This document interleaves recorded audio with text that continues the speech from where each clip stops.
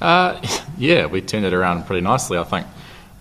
We sort of got some conditions that suited us a little bit more, with a bit more swing in the air for Balti, and Dutchy obviously got it nibbling off the deck as well, and anytime you can knock over a team like India for 90 odd and chase it, you're obviously pretty happy with that as a result as a team, even if you don't contribute a whole lot personally.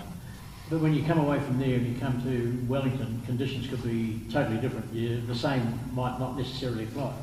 Yeah, you sort of never know what you're going to get at the stadium down in Wellington as far as pitching conditions go, but look, we know that the conditions are going to vary in different parts of the country, and also on tournaments sort of coming up are going to vary as well. So we want to be a team that can perform in all conditions, and that's obviously what we're looking to do coming to the next game, is back up a good performance with another one. You've had some good performances against Sri Lanka. Are you confident in your performance, your ability at the moment to continue that? Yeah, absolutely, I think. Sri Lanka were obviously a little bit of less of a challenge than India. India are obviously one of the best teams in the world. So they sort of pose questions in different ways, but I think any time you're scoring runs and taking wickets, you sort of take that confidence into the next series, no matter who it's against. So hopefully I get a bit more of a chance to show what I've got in this next game, and hopefully continue on from the Sri Lanka series. The batsmen are a challenge at the top of the order if you get to bowl against them, aren't they?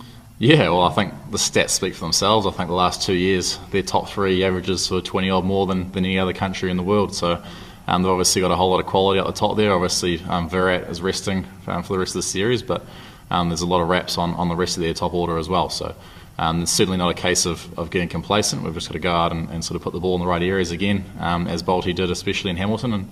And we know that when you play good cricket, everyone's human. People can make mistakes, and hopefully we can run through them again. Jimmy, you have to take every opportunity with what maybe 6 all-rounders going for 3 or 4 spots in the World Cup? Yes, 6. Another couple turned out from somewhere.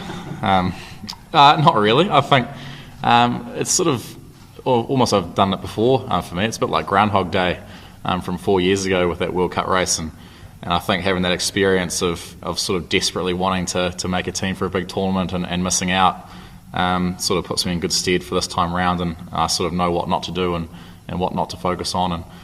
And for me, my attitude for the whole season has been that I won't make it, so what's the point in stressing about it? And sort of I'm not going to change that mindset, which has obviously been working so far. So for me, it's just about going out, having fun, bowling a heavy ball, trying to whack it, and if the runs come or they don't, then so be it. What have you learned from 4 years ago? I think probably putting less pressure on myself to succeed. I think I remember 4 years ago we had a one-day series in the UAE, and it sort of felt like every game was make or break as far as the World Cup squad went, and sort of put a lot of pressure on myself to succeed every innings, knowing that you sort of need a performance or two to cement your spot. And that's obviously a long time back in the memory banks now, but I know coming into this tournament, it's just about accepting what comes. You obviously can't control whether you take wickets or score runs, as much as people try and think you can, but it's just about going out and being relaxed. And as I said before, if the runs and wickets come, they do. If they don't, so be it. You're Wellington boy now. Does it feel like a home ODI? Yeah, I went back to the flat last night and had dinner with the flatmates. So yeah, it feels a little bit more comfortable. It's obviously a bit more of a pleasant temperature down here than it was up in Hamilton. But yeah, I sort of feel like I know the lie of the land pretty well here. Even prior to moving to Wellington, I had a good record at the basin and in Wellington. So yeah, it certainly is a more comfortable venue for me. Going back to the Ford Trophy campaign, you guys had the opportunity to play post a final or semi-final here, and apparently turned it down. Can you talk me through that? And is it a really tricky ground to actually feel like you're at home or you're already on? We haven't played much at the basin as a Wellington team, so there would have been a few guys in our squad who'd never played there before for the Ford Trophy final. So having sort of the risk of turning up for conditions you're not sure of, it sort of seemed like a bit of a silly risk to take for us, and then we opted to play away. And I suppose the proof's in the pudding as far as that goes. We've got a trophy in the cabinet domestically, so that's in the past now. Obviously looking to focus more from the New Zealand side.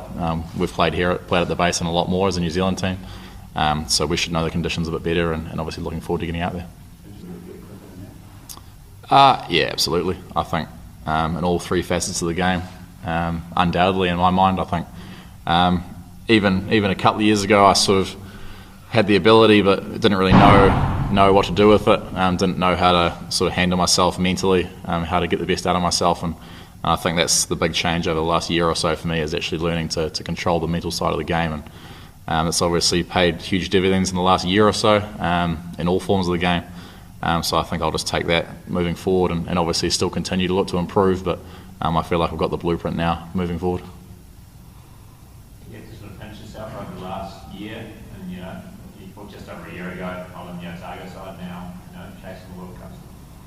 Yeah, it's sort of a long journey. I think it was just about a year to the day from taking a break from the game when I got picked to come back into the New Zealand side. So you don't focus on those journeys, but certainly in New Zealand cricket, because there's only 6 teams and probably only 6 all-rounders, you're never far away if you string a few good performances together. But certainly that was my focus moving to Wellington, was to revitalise my career, and it seems to have gone that way. And then Staying's going to be back as well tomorrow. How much a better side India with MSD? Oh, look, his record speaks for itself. I think he's a fantastic player. There's sort of been some noises made, especially from Indian media, about whether he should be in the World Cup squad or not, but I think, as I said before, his record speaks for itself. He's got that calm demeanour in the middle order there, and I think when you're bowling to him, you don't have the game won until you get him out, so that'll certainly be a big focus for us. Hopefully we can get through him. Is there a difference in terms of when you play at the West Pack and you're at the Western Reserve? Does the wind play any kind of role at the West Pack team? I certainly prefer playing at the Westpac, because at the Basin I just bowl into the wind every day. So at the Westpac it swirls a little bit more, so you get more of a chance of it swinging around. But look, it's a pretty fair service, pretty fair conditions for everyone. I haven't seen the wicket yet. Obviously, we're at the Basin today, but we'll go have a look tomorrow morning. But I'm sure it'll be full of runs.